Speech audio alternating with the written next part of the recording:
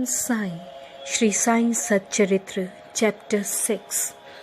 Before describing Ram Navami festival and masjid repairs, the author makes some preliminary remarks about Sadguru as follows. Efficacy of the touch of Guru's hand. Where real or Sadguru is the helmsman, he is sure to carry us safely and easily beyond the worldly ocean. The word Sadguru brings to mind Sai Baba. He appears to me as if standing before me and applying udit to my forehead and placing his hand of blessing on my head. Then joy fills my heart and love overflows through my eyes. Wonderful is the power of touch of Guru's hand. The subtle body, which cannot be burned by the world dissolving fire, is destroyed by the mere touch of the Guru's hand, and the sins of many past births are cleaned and washed away. Even the speech of those whose heads feel annoyed when they hear religious and godly talks attains calmness. The seeing of Sai Baba's handsome form chokes our throat with joy, makes the eyes overflowing with tears, and overwhelms our hearts with emotion.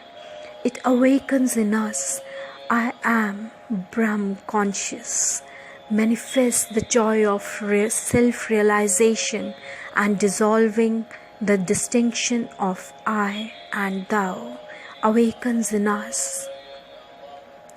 Then and there makes us one with Supreme. When I begin to read scriptures, at every step I am reminded of my Sadguru, and Sai Baba assumes the form of Rama or Krishna and makes me listen to his life. For instance, when I sit to listen to Bhagavad, Sai becomes Krishna from top to toe, and I think he sings the Bhagavad by Lord Shri Krishna to his disciple for the welfare of the devotees. When I begin to chit-chat, I am at once put in mind of Sai's story for enabling me to give suitable illustrations. When I myself start to write anything, I cannot compose a few words or sentences, but when he of his own accord makes me write, I go on writing and writing, and there is no end to it. When the disciple's egoism props up, he presses it down with his hand, and giving him his own power, makes him gain his object, and thus satisfies and blesses him. If anyone prostrates before Sai and surrenders heart and soul to him, then unsolicited all the chief objects of life, dharma, earth, kam and moksha, are easily and unsolicitedly attained. 4 paths, karma, jnana, yoga and bhakti, lead us separately to God. Of these, the path of bhakti is thorny and full of pits and ditches, and thus difficult to traverse. But if you, relying on your Sadguru, avoid the pits and thorns and walk straight, it will take you to the destination. So says definitely Sai Baba. After philosophizing about the self-existence Brahman, his power to create this world and the world created, and stating that all these three are ultimately one and the same, the author quotes Sai Baba's words guaranteeing the welfare of bhakts. There will never be any dearth or scarcity regarding food and clothes in any devotee's homes.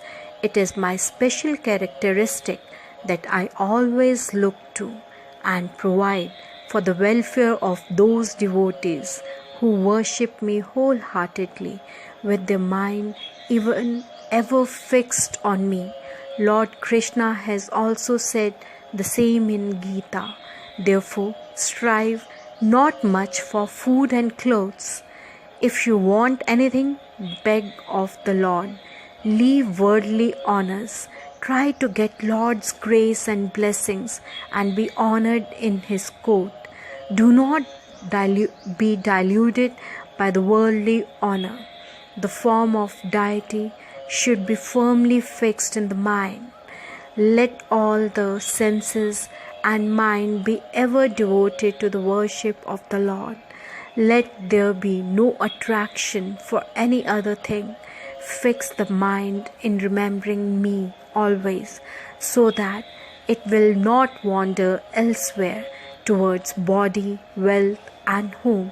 Then it will be calm, peaceful, and carefree. This is the sign of the mind being well engaged in the good company. If the mind is vagrant, it cannot be called well merged. After quoting these words, the author goes on to relate the story of Ram Navami festival in Shirdi, as Ram Navami is the greatest festival celebrated at Shirdi. Another fuller account, as published in Sai Leela magazine of 1925, page 197, is also referred to, and a summary of the festival as related in both these accounts is attempted here. Origin. One Mr. Gopal Rao Gund was an inspector of Kopargaon. He was a great devotee of Baba. He had 3 wives but had no issue. With Sai Baba's blessing, a son was born to him. In the joy that he felt regarding the event, an idea of celebrating a fair or Urs occurred to him in the year 1897, and he placed it for consideration before other Shirdi devotees, Tatya Patil, Dada Kote Patil, and Madhu Rao Deshpande. They all approved of the idea and got Sai Baba's permission and blessings. Then an application for getting the collector's sanction for celebrating the Urs was made. But as the village Kulkarni reported against holding the fair, the sanction was refused. But as Sai Baba had blessed it, they tried again and ultimately succeeded in getting the collector's sanction. The day of Urs was fixed on the Ram Navami day after having consultation with Sai Baba. It seems he had some end in view. In this, the unification of the 2 fairs of the festival, the Urs and the Ram Navami, and the unification of the 2 communities, the Hindus and Mohammedans. As future events showed, this end or object was achieved. Though the permission was obtained, but other difficulties cropped up. Shirdi was a village and there was scarcity of water. There were 2 wells in the village. The one in use dried up soon, and the water from the second was brackish. This brackish water was turned into sweet one by Sai Baba by throwing flowers into it. The water of this well was insufficient, so Tatya Patil had to arrange to get water from a well by fixing moats thereon at a considerable distance. Then temporary shops had to be constructed and wrestling bouts arranged. Gopal Rao Gund had a friend by name Damu Anna Kasar of Ahmednagar. He also was similarly unhappy in the matter of progeny, though he married 2 wives. He too was blessed by Sai Baba with sons, and Mr. Gund prevailed upon his friend to prepare and supply one simple flag for the procession of the fair. He also succeeded in inducing Mr. Nana Sahib Nimonkar to supply another embroidered flag.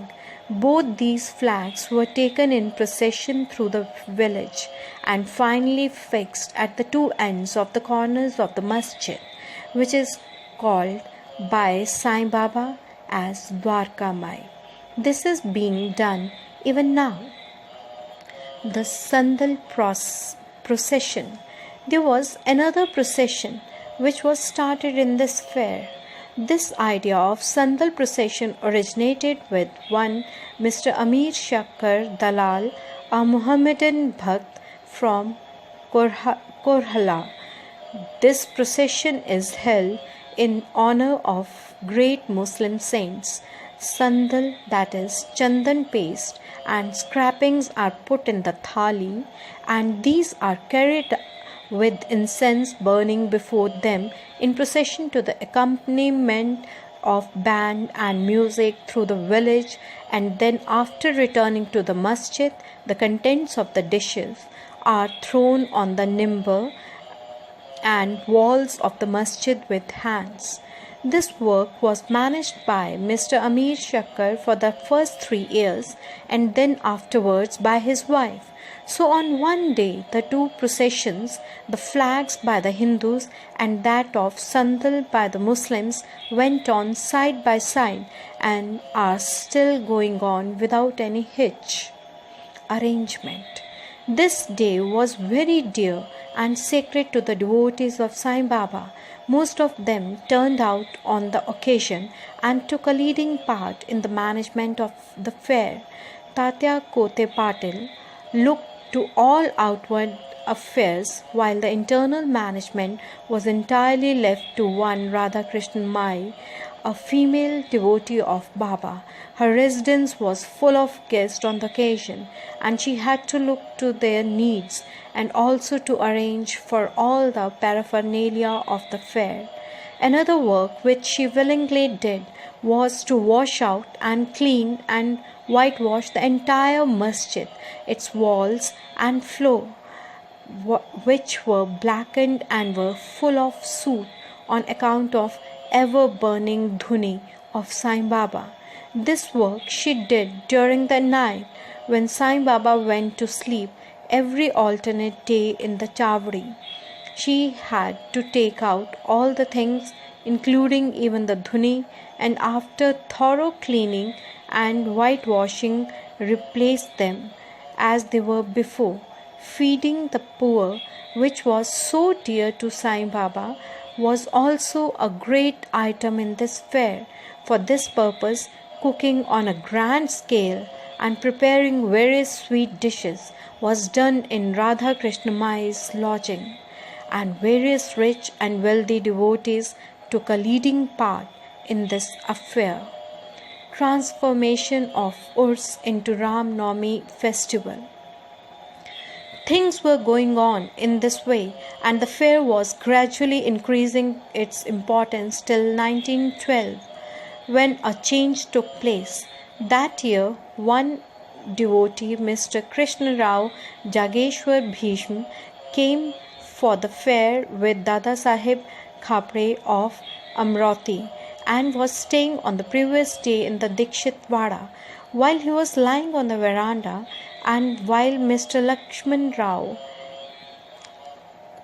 that is Kaka Mahajni, was going down with puja material to the masjid, a new thought arose in his mind, and he accosted the latter thus: "There is some providential arrangement in the fact that Urs or fair is celebrated in Shirdi on Ram Navami day. This day is very dear to all Hindus. Then why not begin the Ram Navami festival, the celebration of the birth of Sri Ram, here on this day?" Kaka Mahajni liked the idea, and it was arranged to get Baba's permission in this matter. The main difficulty was how to secure a Haridas who would perform Kirtan and sing the glories of Lord on the occasion. But Bhisham solved the difficulty by saying that his Ram Akhyan was ready and he would do the Kirtan himself, while Kaka Mahajni should play on the harmonium. It was also arranged to get the sunt vada as prasad prepared by Radha Krishna Mai. So they immediately went to the masjid to get Baba's permission. Baba, who knew all things and what was passing there, asked Mahajani as to what was going on in the Vada.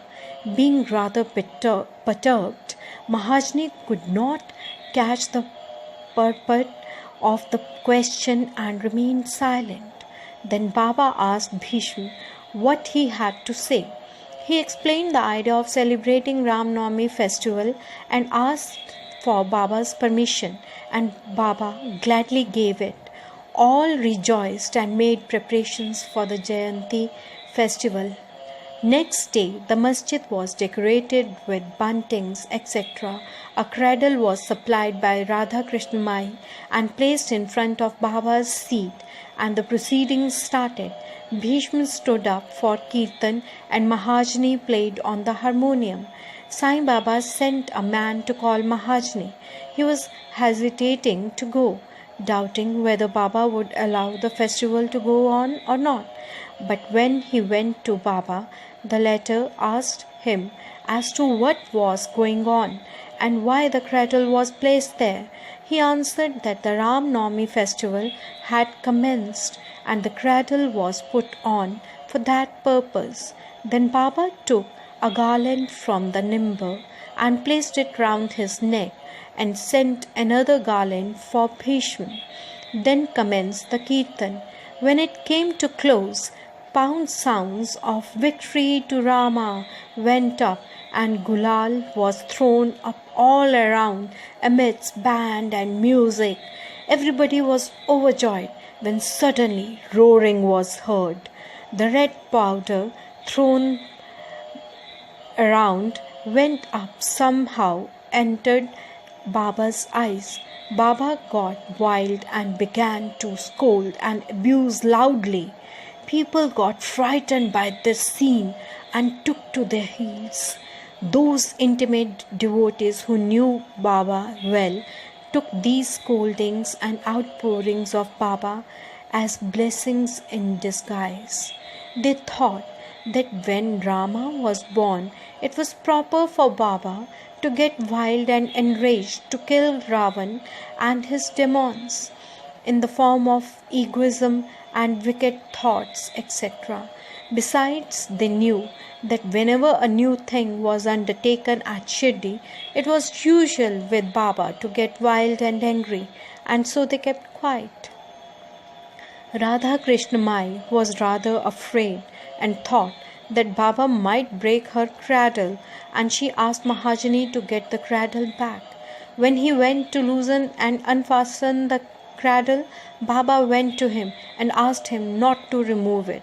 Then after some time, Baba became calm, and that day's program, including Maha Puja and Aarti, was finished. Later on, Mr. Mahajani asked Baba for permission to remove the cradle. Baba refused the same, saying that the festival was not yet finished. Next day, another kirtan and Gopal Kala ceremony. An earthen pot containing parched rice mixed with curds is hung, only to be broken after kirtan and the contents distributed to all, as was done by Lord Krishna amongst his cow herd, were performed, and then Baba allowed the cradle to be removed. While the Ram Navami festival was thus going on, the procession of the two flags by day and that of Sandal by night went off with usual pomp and show. From this time onwards, the Urs of Baba was transformed into Ram Navami festival. From next year,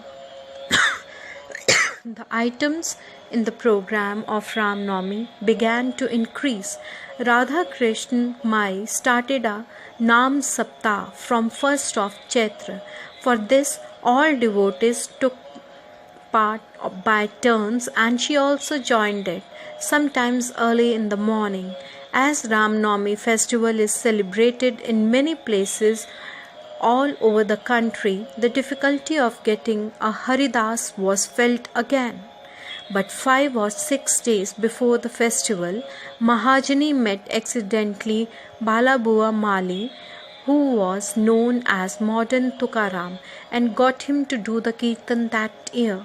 The next year, another Balabua Satarkar of Brihad Siddha Kawate district Satara could not act as Haridas in his own town as plague was prevailing in his town, and so he came to Shirdi with Baba's permission, which was secured through Kaka Sahib Dikshit. He did the Kirtan and was sufficiently recompensed for his labor. The difficulty of getting a new Haridas every year was finally resolved from 1914 by Sai Baba, as he entrusted this function to Das Kanu Maharaj permanently, and since that time he has been successfully and creditably conducting that function up till now. Since 1912, this festival began to grow gradually year by year. From the 8th to 12th of Chaitya, Shirdi looked like a beehive of men. Shops began to increase. Celebrated wrestlers took part in wrestling bouts. Feeding of poor was done on a grander scale. Hard work and sincere efforts of Radha Krishna Mai turned Shirdi into a sansthan. Paraphernalia increased. A beautiful horse, a chariot, and many silver things, pots, buckets, pictures, mirrors, etc. were presented. Elephants were also sent for the procession. Though all this paraphernalia increased enormously, Sai Baba ignored all these things and maintained his simplicity as before.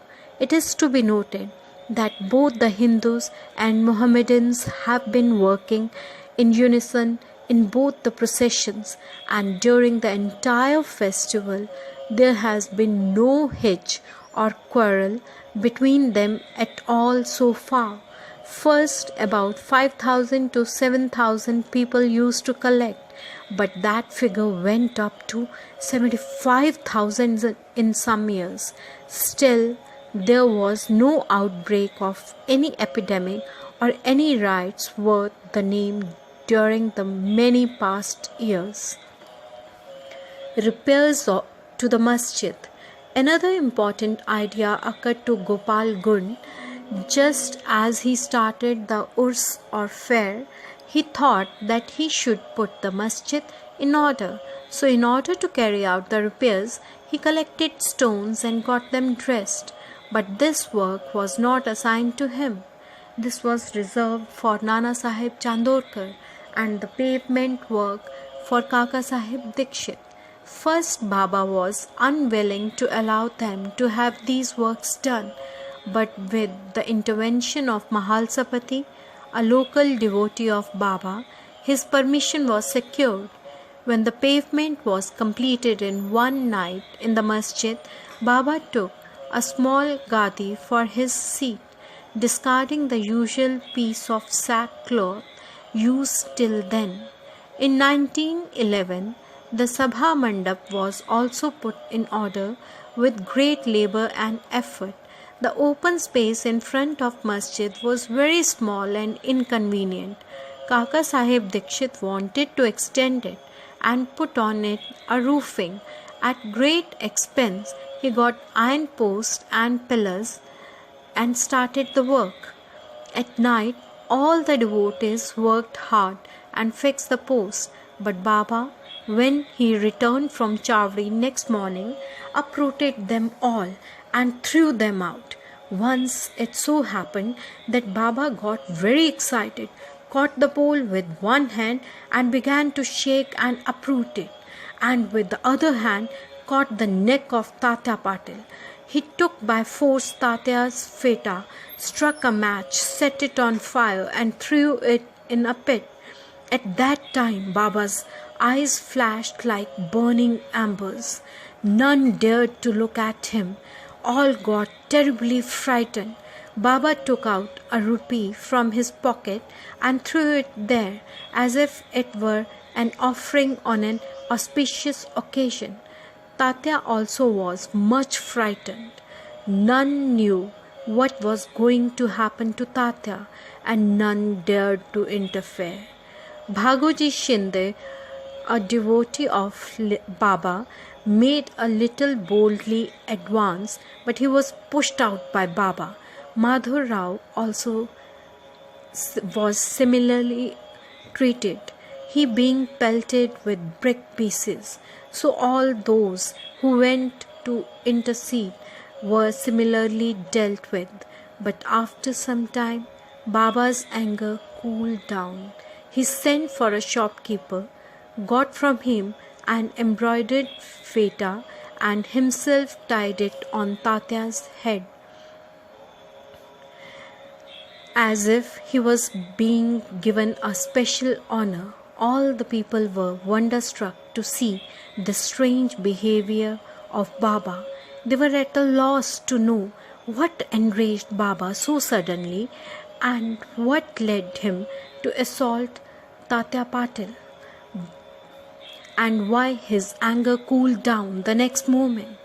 Baba was sometimes very calm and quiet and talked sweet things with love, but sooner after, with or without any pretext, got enraged. Many such incidents may be related, but I do not know which to choose and which to omit. I therefore refer them as they occur to me. In the next chapter, the question whether Baba was a Hindu or Mohammedan will be taken up, and his yogic practices and powers and other matters will be dealt with. Bow to Sri Sai Baba. Peace be to all. Om Sai. Om Sai. Sri Sai Satcharitra, Chapter 6. Before describing Ram Navami festival and masjid repairs, the author makes some preliminary remarks about Sadguru as follows. Efficacy of the touch of Guru's hand. Where real or Sadguru is the helmsman, he is sure to carry us safely and easily beyond